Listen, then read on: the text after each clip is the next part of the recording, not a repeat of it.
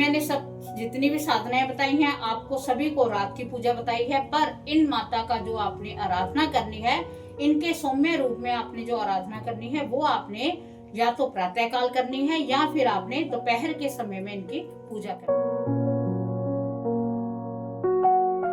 क्या सुहागन स्त्रियां माँ धूमावती की पूजा कर सकती हैं या विधवा ही पूजा कर सकती हैं या कौन कर सकता है?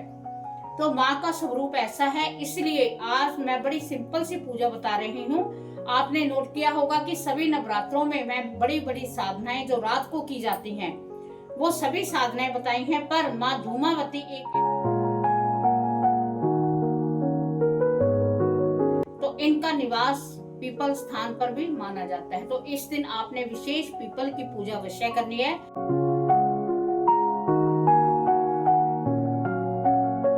इसके साथ आपकी प्रार्थना के साथ साथ आपकी भावना चाहिए और किसी बात से डरने की जरूरत नहीं है। अगर ऐसा होता तो मैं आपको तांत्रिक विधि भी बताती और रात की भी पूजा बताती। आप इसे सौम्य रूप से करें और माँ का सौम्य रूप में दर्शन करें। आप देखना माँ जगदम्बा आपको बहुत ज्यादा आशीर्वाद देगी। आपने उसी ज्योत में माँ के दर्शन कर कर माँ से आशीर्वाद लेना है। अगला जो नवरात्रा है वो है माँ बगलामुखी का, और माँ बगलामुखी का आपने कौन सा ऐसा प्रयोग करना है कि माँ जगदम्बा आप पर विशेष अपना आशीर्वाद दे। जय माता दी। हम गुप्त नवरात्रों में सभी मिलकर माँ की आराधना कर रहे हैं और 10 महाविद्याओं की साधना के साथ साथ अपने जीवन में नई खुशियों का आगमन करवा रहे हैं। तो माँ जगदम्बा की यूं ही हम पर कृपा बनी रहे और हम ऐसे ही माँ की साधना करते रहें, माँ की कृपा को प्राप्त करते रहें, जिससे हमें अथाह लाभ तो मिलना ही मिलना है। माँ का सानिध्य हमें विशेष रूप से मिलता है। तो आज हम जिन माता रानी की आराधना की बात कर रहे हैं वो है 7वां नवरात्रा, गुप्त नवरात्रा, माँ धूमावती। माँ धूमावती एक ऐसी तांत्रिक देवी है जिनका जो रूप है वो बड़ा विकराल है। क्यों विकराल है? ऐसा क्या कारण है जो माँ का ऐसा रूप है? उन्होंने सफेद वस्त्र धारण किए हुए हैं, उनका रूप एक विधवा की तरह है। वो ऐसा रूप क्यों है और क्या उनका जो कहते हैं कि विकराल रूप है, उनका अथाह गुस्सा है, उनको अथाह कहते हैं कि इतनी शक्तियां हैं कि वो अपने देखने मात्र से किसी को भी भस्म कर सकती हैं। तो फिर हम साधक उनकी कैसे आराधना कर सकते हैं, उनकी कैसे पूजा कर सकते हैं? पहले तो मैं आपको बताना चाहूंगी कि उनका जो सफेद वर्ण है वो क्यों है। उनका जब माँ पार्वती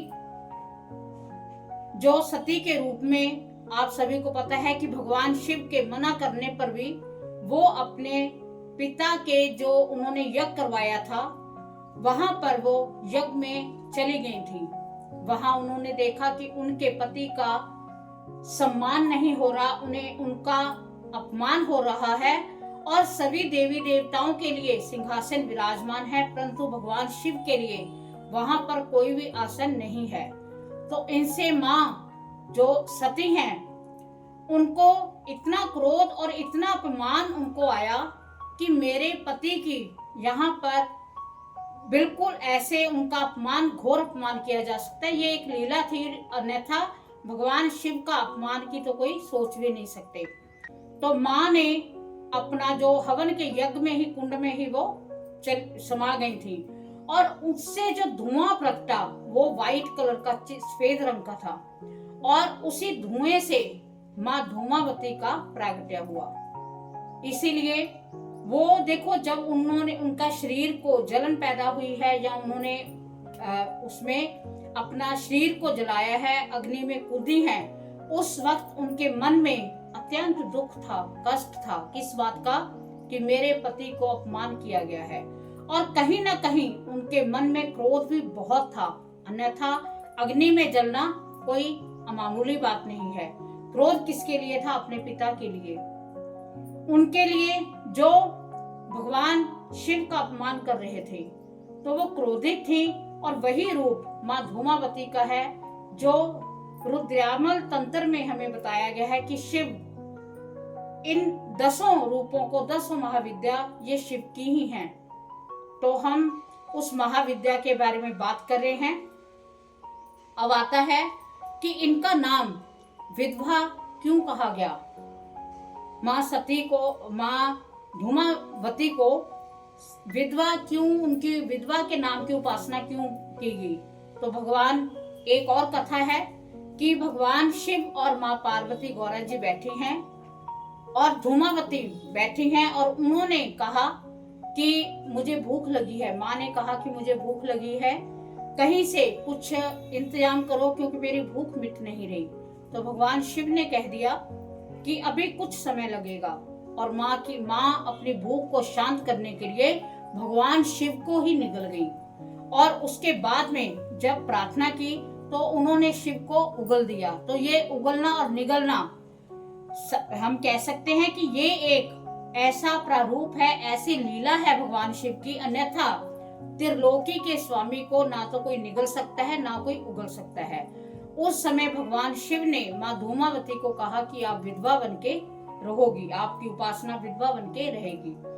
अब कईयों में आ जाता है कि क्या सुहागन स्त्रियां माँ धूमावती की पूजा कर सकती हैं, या विधवा ही पूजा कर सकती हैं, या कौन कर सकता है? तो माँ का स्वरूप ऐसा है, इसलिए आज मैं बड़ी सिंपल सी पूजा बता रही हूँ। आपने नोट किया होगा कि सभी नवरात्रों में मैं बड़ी बड़ी साधनाएं जो रात को की जाती हैं, वो सभी साधनाएं बताई हैं। पर माँ धूमावती एक ऐसी है कि जो आपके मन के कष्ट को, मन के क्लेश को, आपके कहते हैं कि एकदम कोई दुर्घटना का हो जाना, अकाल मृत्यु का हो जाना, उसको ये रोकती हैं।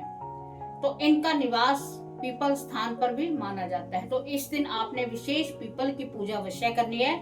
ये पूजा अभी मैंने सब जितनी भी साधनाएं बताई हैं, आपको सभी को रात की पूजा बताई है, पर इन माता का जो आपने आराधना करनी है, इनके सौम्य रूप में आपने जो आराधना करनी है, वो आपने या तो प्रातः काल करनी है, या फिर आपने दोपहर के समय में इनकी पूजा करनी है। तो बड़ी सिंपल इनकी पूजा है, और आपको जो आशीर्वाद देंगे वो बहुत ऐसा आशीर्वाद है जो माँ आपके सभी कष्टों को, दुखों को, तकलीफों को, अकाल मृत्यु के भय से, आपको भय से मुक्त कर देंगी। देखो, जो अग्नि में कूदना है वो बड़ा निर्भय होकर कूदना है। तो उस भय को, हमारा भय, हमारे अंदर इतने दुश्मनों का भय बना हुआ है कि कहीं ना कहीं से हमें डर लगता रहता है। तो आपने तिल के तेल का दीपक जगाना है, अपने मंदिर में भी जगाएं।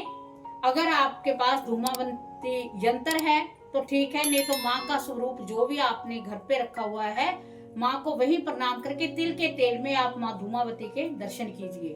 और आपने माँ जगदम्बा को प्रार्थना करनी है, आपने तिल का तेल का दीपक जगाना है, और एक मैं चालीसा डाल रही हूँ, उस चालीसे को आपने चला देना है। सुनने मात्र से आपके कष्ट हट जाएंगे। और माँ धूमावती से प्रार्थना करनी है कि हे माँ धूमावती, आप हमारे भय को हरण कीजिए, आपका आशीर्वाद हम पर विशेष रूप से बना रहे, आप हमारे सभी संकटों को दूर कीजिए, हमारे भय को दूर कीजिए। ऐसे करके जो भी आपकी प्रार्थना है वो आप प्रार्थना कर सकते हो। और आपने दुर्गा सप्तशती के 8वें और 11वें अध्याय का आपने श्रवण करना है, क्योंकि इसमें माँ का वो रूप है। 11वें में आप सभी को पता है कि 11वें और 8वें में कैसे संहार किया है, वो रूप है। तो उसकी कथा श्रवण से माँ धूमावती अति प्रसन्न होती हैं। तो माँ धूमावती को प्रसन्न करने के लिए आपने 2 जून को ऐसे पूजा करनी है, और इसके साथ आपने पीपल के पेड़ के नीचे तिल के तेल का दीपक, 2 लौंग माथे से लगाकर माँ को प्रार्थना करनी है कि हे माँ जगजननी, आप हमारे घर में सर्वदा खुशियां रखें, अपना आशीर्वाद बनाए रखें, और भगवान शिव का हमें विशेष आशीर्वाद मिले। इसके साथ आपकी प्रार्थना के साथ साथ आपकी भावना चाहिए, और किसी बात से डरने की जरूरत नहीं है। अगर ऐसा होता तो मैं आपको तांत्रिक विधि भी बताती और रात की भी पूजा बताती। आप इसे सौम्य रूप से करें और माँ का सौम्य रूप में दर्शन करें। आप देखना माँ जगदम्बा आपको बहुत ज्यादा आशीर्वाद देगी। आपने उसी जोत में माँ के दर्शन कर कर माँ से आशीर्वाद लेना है और अपनी मनोकामना कहनी है। तो चालीसा जो पड़ेगा उसे अवश्य सुनिए और वीडियो को आप लाइक भी किया कीजिए, चैनल को सब्सक्राइब करें और ज्यादा से ज्यादा शेयर करें कि कोई ऐसा वंचित ना रह जाए कि साधनाएं चल रही हैं और माँ की कोई साधना किसी से छूट ना जाए। और 8वें और 11वें अध्याय के पाठ करते हुए आपने माँ जगदम्बा से क्षमा प्रार्थना अंत में अवश्य मांग लेनी है। तो ये माँ धूमावती जी का है और आपने एक मंत्र है ओम धूम धूमावती स्वाहा। तो आपने या ओम धूम धूमावती नमः ये भी आप बोल सकते हो। 11 या 21 बार इस मंत्र का जाप कीजिए। साथ में आपको बताई दिया दुर्गा सप्तशती का पाठ करना है और माँ की आपकी प्रार्थना माँ तक पहुंचनी चाहिए। इसी के साथ आप हंसते रहें, मुस्कुराते रहें। अगला जो नवरात्रा है वो है माँ बगलामुखी का और माँ बगलामुखी का आपने कौन सा ऐसा प्रयोग करना है कि माँ जगदम्बा आप पर विशेष अपना आशीर्वाद दे। इसी के साथ जय माता।